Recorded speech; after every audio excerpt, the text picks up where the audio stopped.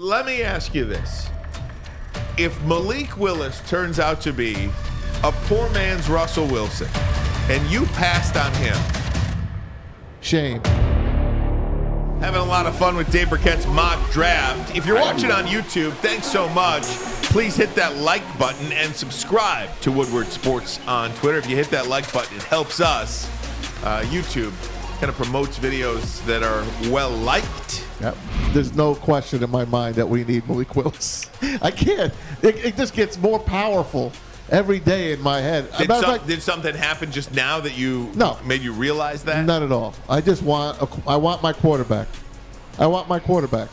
Yeah, we need a quarterback. This is a quarterback-driven league. We keep talking about we can't talk about it enough. We can't hit that home enough that this is a quarterback-driven league. You got to have a quarterback. You got to win games. And the way to win games, you got to get edge rushers. You got to get quarterbacks, man. In this particular draft, there's really good edge rushers, but Malik Willis seems to be a talent that we can get behind, man. It's somebody that's going to be there in the next 2 to 3 years to make plays for us. 4'3", great attitude. The way he throws the ball, he has a cannon of an arm. He's humble. He's coachable. He wants to learn. He wants to be in the system. He's excited talking about his players that he played with at Liberty, blood, sweat, and tears. It's just a guy that, man, the more and more you hear him, the more and more you see him, the more and more you kind of like, I'm like, man, it's like, damn, if we don't get Malik Willis, now I'm let down. I'm let down completely. He's not Dwayne Haskins. Can we say that? He's not Dwayne Haskins. I remember Dwayne Haskins' first game. Yeah. He was in the stands almost, yep, signing autographs as his team was on the field. They had to get him. They had to put a backup quarterback in. I knew that kid was not the kid then. This guy, he's got everything that you want. I wish he was 2 inches taller, but I'll take him. Let me say this, and Braylon, you had mentioned this during the break. Every time I mention Malik Willis, every time you mention Malik Willis, every time you mention Malik Willis, somebody's gonna say, "Watch him play Ole Miss." Yeah. And honestly, look, I got nothing for you. Guy had a bad game. He cracked down his leg. It was a terrible game. I watched every minute of that game because I was so high on Malik Willis in August. I was really looking forward to that game. And after that game, I'll fully admit, I was really down. I was like, did I make too much of this kid? Right. Did I make too much of him? But he picked himself up, and he played really well this season, and he's growing. Everything about this kid, he's got it. You can't define it. He's got it.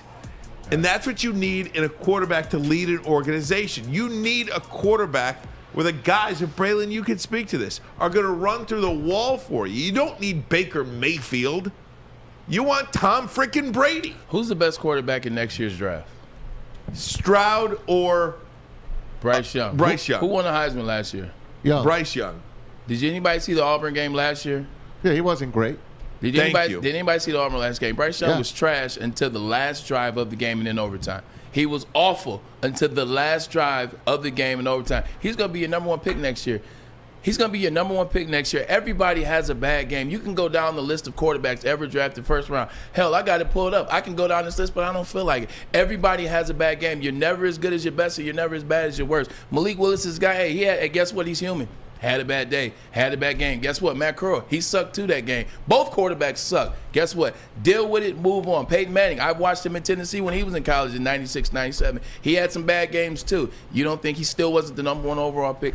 You have bad games in life. It's okay. You move forward and you move on, and that's what he done. That's what he did. Like you said, he picked himself up by his bootstraps, finished the year out, had a great pro day, had a great combine, and he was great down there at the Senior Bowl. That's when the Lions first got eyes on him and fell in love. Things happen. It is what it is. The guy can play. The guy's a monster. He's going to be your second pick in the draft this year. People are hung up on Liberty.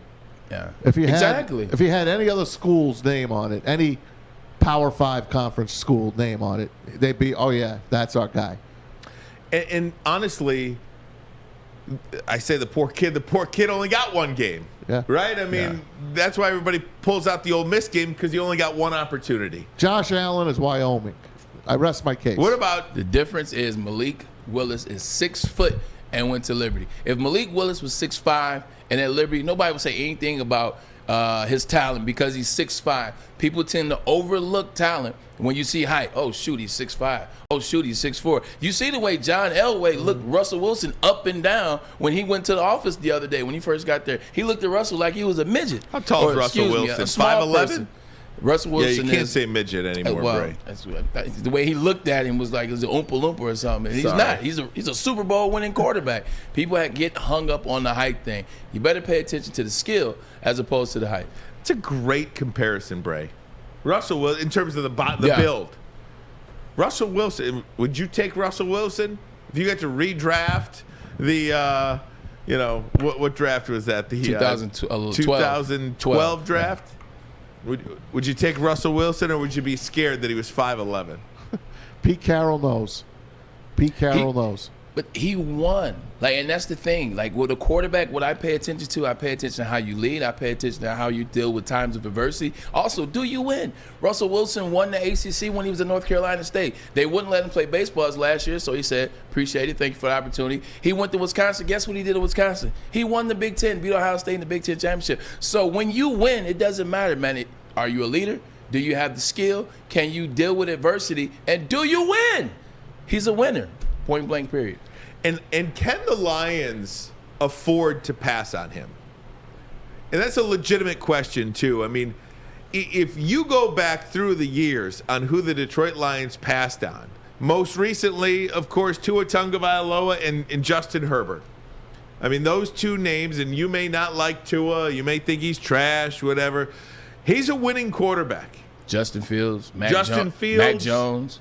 All five guys. The whole 5 or 6 last year. Yeah, exactly. That's why I went back to that. I mean, and Micah. Would you rather Mac Jones be your quarterback this year?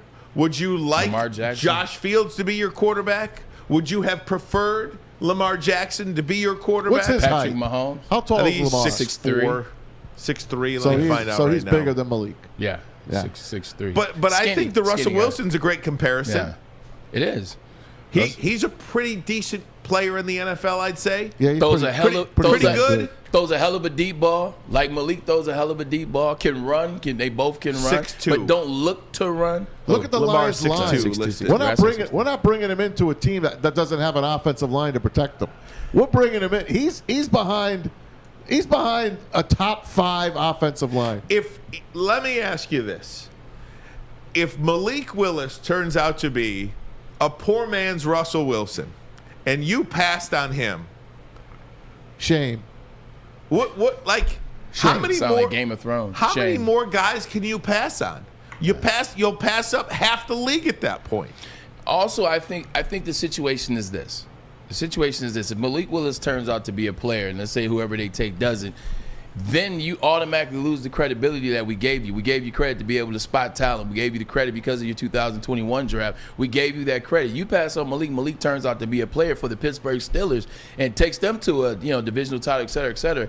Now you lose that credibility. Now we're right back where we started. Now you are literally no different from Quentin Trisha and the regimes before that. You got to get a quarterback, man. You got to do it. Let me say this. If Malik Willis doesn't go at 2 and he slips down to the good teams, starting with Pittsburgh. Let's say Pittsburgh takes him. Is Pittsburgh a pretty smart team? For waiting? Maz, I told you yesterday, Yeah. I want who the Pittsburgh Steelers want. Yeah. I want who these winning teams want. Not the Carolinas and the Atlantas, and even though they've made Super Bowls. I want what the good teams want. And if we let this guy go, and I know we have a lot of holes, we're not dumb here. We know we need a defense. We know we need another wide receiver. We know. I got one for you. But you need your quarterback now because you're not picking in the top 5 anymore. That's your prayer. I got one for you. Malik Willis is a guy that we believe the Detroit Lions should draft. We like his talent. We said this is a quarterback-driven league. Got to have a quarterback. So we draft him. If we draft him and he's not the guy, like if he ends up not being the guy this year, not being the guy in 2 years, not being the guy in 2024, have you noticed what the trend is in the NFL anyway right now? 2006 to 2016, 29 quarterbacks were drafted in the first round. Guess what? None of those guys still play with the team that drafted them. Quarterbacks will be available. If Malik isn't the guy, you still can build around him. You know what you can do in the draft this year and next year and the following year. You know what you can do in free agency the rest of this year.